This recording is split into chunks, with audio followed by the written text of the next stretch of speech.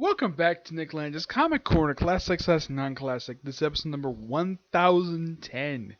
Yeah, finally I get to this particular type of numbering when it comes to the particular series. And also Doubleshot 904. I have two Spider-Man trades. First of which one my friend Edgar would love to get his hands on, especially since he's a big fan of one of the characters in here. This is Spider-Man Iron Man Team Up. Yep, this contains all their team ups they had from the first Spider-Man Marvel team up from the 70s. Of course, the other issues in here from the 80s as well. This is issues. These are the issues they have their stories in. Issues 9 through 11, 48 to 51, 72, 110, and 145. The writing for these issues are done by several really damn good writers. Jerry Conway, met this guy, really nice guy to meet. Bill Mantlo, Tony Isabella, the late Lee Wein, Herb Temple, and the awesome Dave Michelini. The artwork is done by Ross Audru, Jim Mooney, Sal Buscema, Herb Temple, and Greg LaRucci. Let's see, do this the cover is in here. The front cover here, this is done by John Byrne and Bob Layton and Tom Chu. The back cover here, this is done by John Romita Sr. Yes. Now, the first one involves time travel, yes. This also has technically the first time Iron Man and Spider-Man ever met. One-on-one, anyways. They've had, they kind of seen each other, but never had a formal introduction. You gotta thank Marvel Team for that. And, of course, well, Iron Man doesn't like it first because of all the bad publicity Spider-Man's had since the start of Amazing Spider-Man. Initially distrust him, and then, of course, they meet up with old Thor villain Zarko the Tomorrow Man, yes. Those of you who don't know who this character is, and I won't blame you if you don't know who this guy is, because unlike, let's say, Kang the Conqueror, who's a very well-known Marvel supervillain, here he is. This is Zarko, the man of the Tomorrow Man. Yes, an evil time traveler for the future who's an old Thor villain. Yes, this is him right here in his spaceship. I hope everybody who's watching this basically gets a good look at this guy. Yes. Involves him encountering Kang the Conqueror. As far as I know, prior to so, I don't think these two have ever met. Of course, there's references here to Star Trek because, well, Star Trek was popular at that point, so what? Still popular to say, but not as big as it once was. And people do know about the next guy that pops up in here. Let's see if I can get to him. Though the style of the way his coloring looks a little different than, let's say, how he's normally depicted. Here he is. One of the most popular Avenger villains of all time, Kang the Conqueror. This is him. That is how he looked back in the 70s. Yeah, this is how he traditionally does look, but the coloring is a little different. Usually he's like all purple. This is more of a like light purple to break up the coloring, my guess. But his mask has been pretty much the same since the 60s. And he's a creation of both Stan Lee and Jack Kirby. Zarkon is a creation of Jack Kirby. I think Stan Lee did create him too, I'm not sure. Yep, and they go with some time travel shenanigans. Well, Iron Man is trapped in the future, so Spider-Man goes back in time and recruits the Human Torch to help him deal with the bomb in the past. And of course, we have a standoff between Zarkov, the Tomorrow Man, and Kang the Conqueror. Yeah, Iron Man is pretty much out for most of the second part of the story. Of course, Spider-Man teams with the Human Torch, and I should point out, though, in the 70s, for some strange reason, the Human Torch's costume, when he's not in flame form, is red. It's based upon the Jim Hammond Human Torch. Once explained in a issue of Fantastic Four published period of time, the reason why he has costume colored this way because he's a big fan of his. That's the only reason why. He has a lot of respect for Jim Hammond. Though currently Johnny Storm is back to being the blue, wearing the blues. Yep. And then for the last part of the story, Spider-Man teams up with a group of people that, as far as I know, according to the story, he has never met before. Despite the fact he's had frequent encounter with these people over the years, especially Medusa, which apparently Charles Shaw, the guy who wrote Human, apparently forgot the fact that Spider-Man has known the Inhumans for a long time. Yep. Though he has pretty much like all the known humans pop up in this particular story. You have Gorgon, Black Bolt, Karnak. Yeah, here they are. Now, Black Bolt has been pretty much the same since his debut appearance. There's been a slight change to his costume, but mostly he's stuck this very costume. Karnak, he has definitely stuck this same costume. There was a couple brief period of times he just switched to a different outfit. Gorgon has changed his costume a few times over the years, but generally Black Bolt's been pretty much the same. And we also have Spider-Man meeting for the first time. Maximus the Mad. Yes, Maximus the Mad. A guy who's insane, but he's also a freaking genius. Oh, in case you're wondering who the Fishman is behind, who's standing next to Gorgon. Yeah, that is Triton. Not, he is a known human, but he's not as big as, let's say, Black Bolt or Medusa. Yeah, speaking of Medusa, she's nowhere in this story. Not even John. Now, Johnny Storm mentions that the reason why he wouldn't travel to Atalan is because, well, him and his ex-girlfriend Crystal, they don't want to talk to each other. That's the only reason for that. Yep. Now, the second time team up was when Spider-Man first met Captain Jean DeWolf. Yes, a character who 10 years later Peter David would kill off in the pages of Peter Parker the Spectacular Spider-Man. Yep, in the classic story, The Death of Jean DeWolf. This initially is the first time Spider-Man has ever met her, and of course, her Iron Man meeting, well, her. This whole story is in like the awesome Bill Mantlo. I've never met this guy before, but there's no denying Bill Mantlo. If you read any of this guy's work, the guy is one fantastic writer. If you want to think of like really good series he's wrote besides this series, let's see. There's the Cloak and Dagger series, which is really good. His one for Spider-Man is fantastic. Well, mostly he wrote Peter Parker's Second Spider-Man before Peter David took over. There's also the awesome Micronauts series, Rom the Space, not recommended by Linkara. Trying to think what else. He wrote the miniseries Invasion. Yeah, he wrote it with Todd McFarlane. And Keith Giffen. Yes. If you want to think of also famous characters this guy created, aside from Cloak and Dagger, he also created Rocket Raccoon with Keith Giffen. Which a lot of people tend to forget that little factor when it comes to Rocket Raccoon. People mention Bill Mantlo, but no mention of Keith Giffen. Nope. Now here's the thing about this particular story. It's a 4-parter, spread across a few issues, and it mostly involves like it's basically kind of like a police procedural in the way, where this is technically in the book basically, though you can kind of think of this as the first time Spider-Man's encountered Iron Man since, of course, the first time they met. And there was some threats. Oh yeah, and the thing with Jean DeWolf, when they first introduce her, they have her sitting on top of a tombstone and she smokes. Yes. Despite the fact nowadays smoking is frowned upon, it was the 70s. It was the thing to do. Yep. And she's by far, as far as I can tell, one of like 2 female characters in Marvel Comics I can think of who actually smoked. The only one I can think of who actually has done this, who has been nowhere to do this, though she smoked briefly, was Mary Jane Watson. I can't think of any other character that the Marvel Comics has had who has smoked. The thing with Captain Jean DeWolf is that after this initial 4-part, and of course a follow-up story that comes right after this featuring the main villain of the storyline, she becomes a recurring character in Spider-Man comics for the next 10 years. Probably mostly in the pages of Peter Parker, Second Spider-Man, and a little bit of Amazing Spider-Man.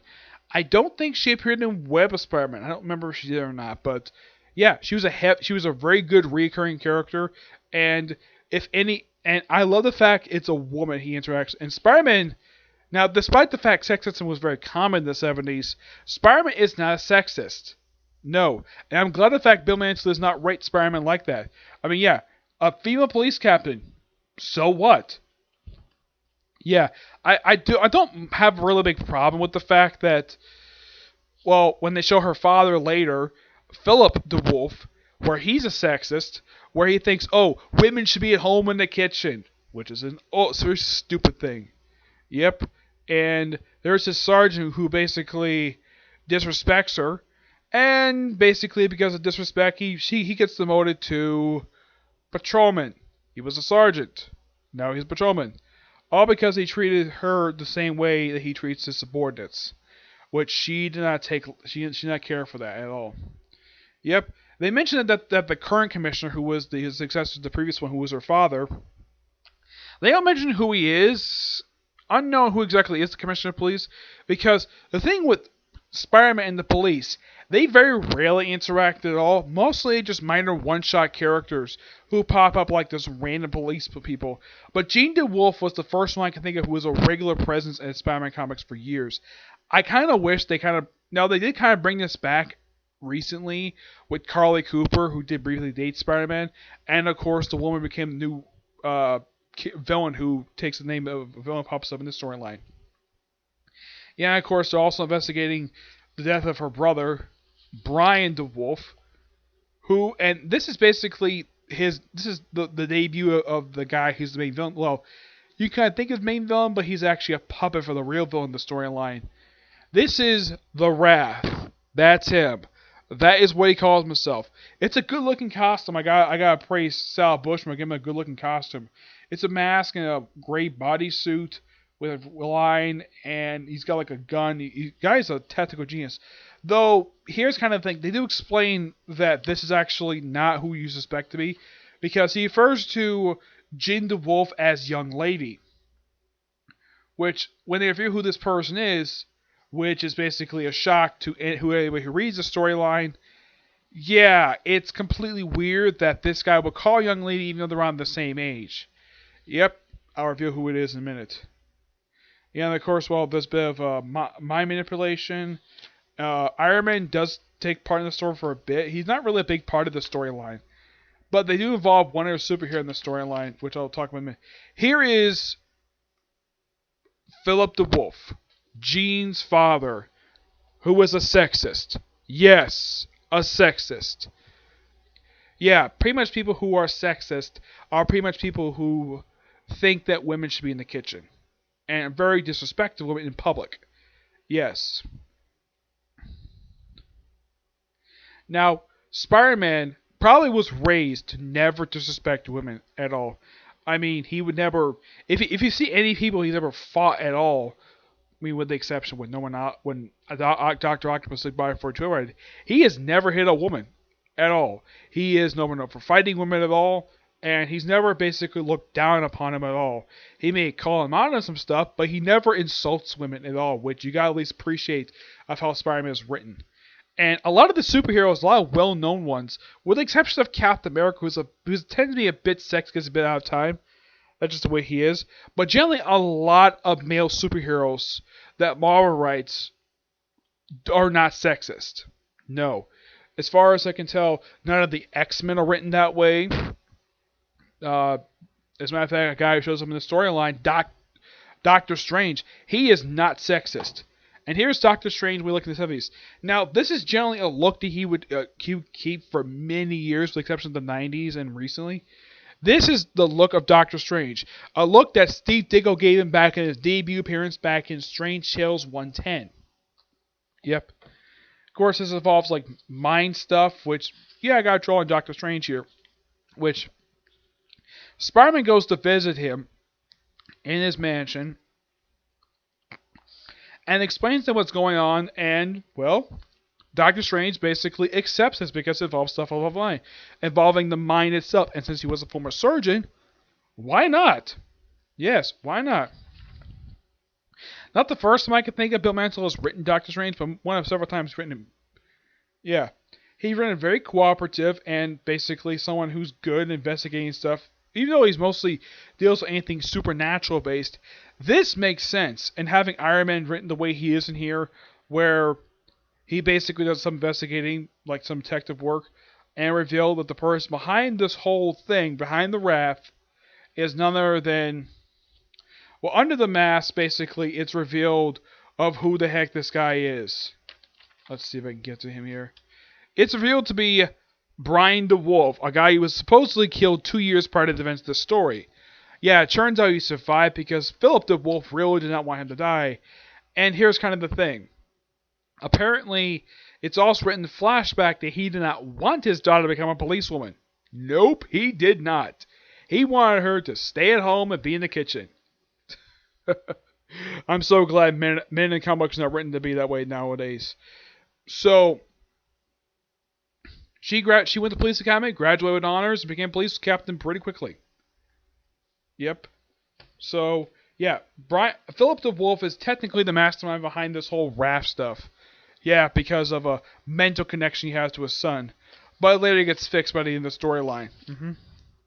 And of course, well, then he had the famous trial wrap up, and of course the storyline is wrapped up in issue 51. Now, despite the fact it's Marvel team up featuring Spider-Man, Iron Man, Doctor Strange here as well, but he's regularly to supporting character, even though he does play a big role in this particular story. Yep, which basically wraps up with, well, the Doctor Strange doing surgery on him, and of course, well, Philip the Wolf is later pronounced guilty of all the stuff that, well, Brian did, even though he was under his control the whole time, so Brian was let go free. Brian the Wolf will pop up a few times after this, one of course in this trade here, and then he would get killed off. I'll talk about that in a minute. Next, of course, we have, well, the crack of the whip. Yeah, it's Spider-Man and Iron Man versus Whiplash. Yep. At least that Iron Man has a reason to get involved with Spider-Man because of frickin' Whiplash. Now, here's the thing about this particular character. He is an Iron Man villain. Not a very known Iron Man villain, and yes, this guy has appeared in live action. He appeared, now this marks, so they actually pronounce his name later on. He did appear in one episode of Agents of S.H.I.E.L.D. This guy did. Though they did have a Whiplash show up in the Iron Man movie where he wears like an Iron Man style suit and he's got whips attached to him. They did kind of turn this character into a comic version. And, well, he popped up in the Iron Man vs. Whiplash miniseries. And, well, he still appears occasionally this very day. As happened, this guy, he died. Yep, he died. Yep. And, of course, well, the Wrath appears in the storyline and teams up with Whiplash to take on, well, Iron Man and Spider-Man. They lose, and of course he vows not to use his power again. Then he disappears for a while, pops up occasionally. He doesn't get involved with Spider-Man stories after this, but he later gets killed by the Scourge of the Underworld. Because he wanted to go, here's the reason why. He put on the Wrath costume again because he wanted to go after the Sin Eater who murdered Jean, his sister. And he got killed by Scourge of the Underworld because apparently no one in Marvel had anything to do with him. 110 is just a one-shot story where it's just them versus this guy called Magma. Yeah. Like, even though I read this issue several years ago, I completely forgot about this guy at all. Yeah, he's a completely forgettable villain. Yes, he just some random bad guy that pops up in this issue. And I don't think he appears after this. I've never seen pop this guy up in the Era comic book. Now, this particular issue, the last 145, this has been collected in the, I believe it was in the Spider-Man Venom, Birth of Venom trade. Yeah, where Spider-Man in his black costumes, Iron Man take on, not Whiplash, but Backlash. Yes, they changed his name to Backlash for some reason. I have no idea why. Let's see. Now, they do reveal what he looks like underneath his mask. This is him. That is Whiplash under his mask. Yep, that's what he looks like. I'm trying to think. His name is Mark Solarti. That is his name. Of course, he's an ex-con trying to do whatever he wants. Trying to get basically back to what he's supposed to be. Trying to get back connecting with his parents, but his parents want nothing to do with him. And of course, the stuff like the MAGA, that's basically international mafia in Marvel Comics. They play a big role in the 70s and 80s.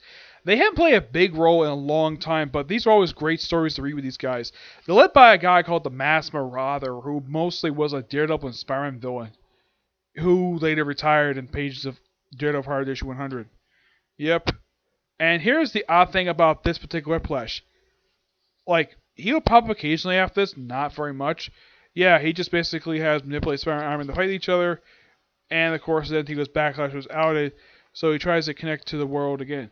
Now, what happened to Backlash of this? He would occasionally appear mostly in Iron Man comics until he died, and then his suit got sold by the Terrible Tinkerer to, I think it was Terrible Tinkerer, no, it was Terrible Tinkerer, was the Hood. He got his hands on the outfit and sold to some other, I think it was either him or Hobgoblin got his hands on the Backlash outfit, And there was 2 other characters called themselves Whiplash and Backlash.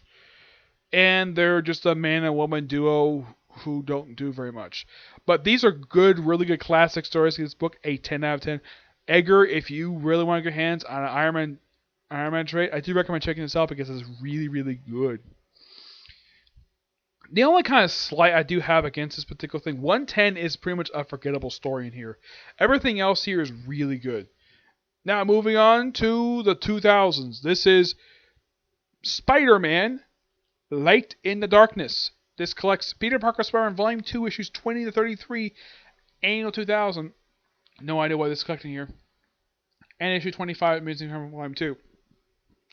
This has a few different writers on it.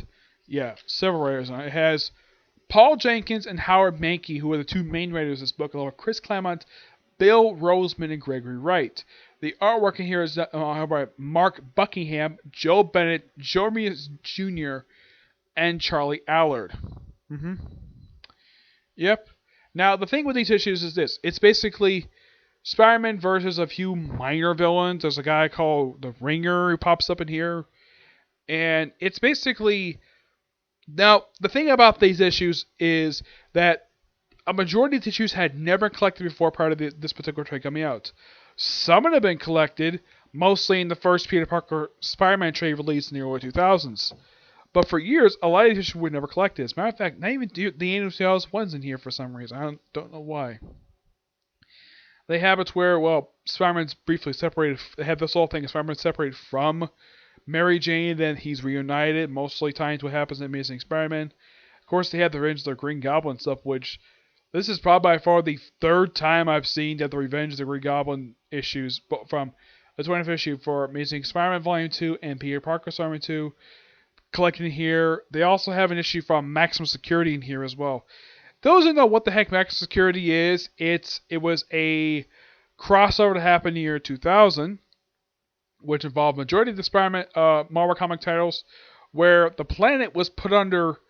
The planet Earth became a freaking prison for aliens, because apparently the Galactic Council didn't like the fact Earth got involved in their affairs.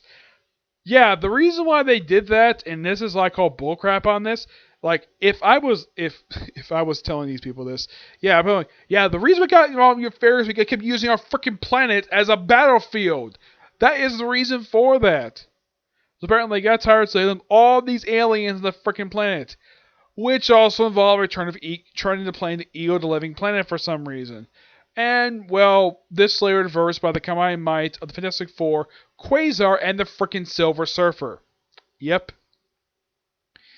But a lot of these issues are not very memorable, with the exception of the Revenge of the Green Goblin stuff. It's mostly a lot of forgettable issues for Spider-Man. It's not exactly a memorable era for Spider-Man, but I'm happy with the fact that these issues were collected in trade. Well, so some of these issues were not like 20 to 22, let's say 20 to, I think it was like 23 to 23 to 24, and 29 to 33.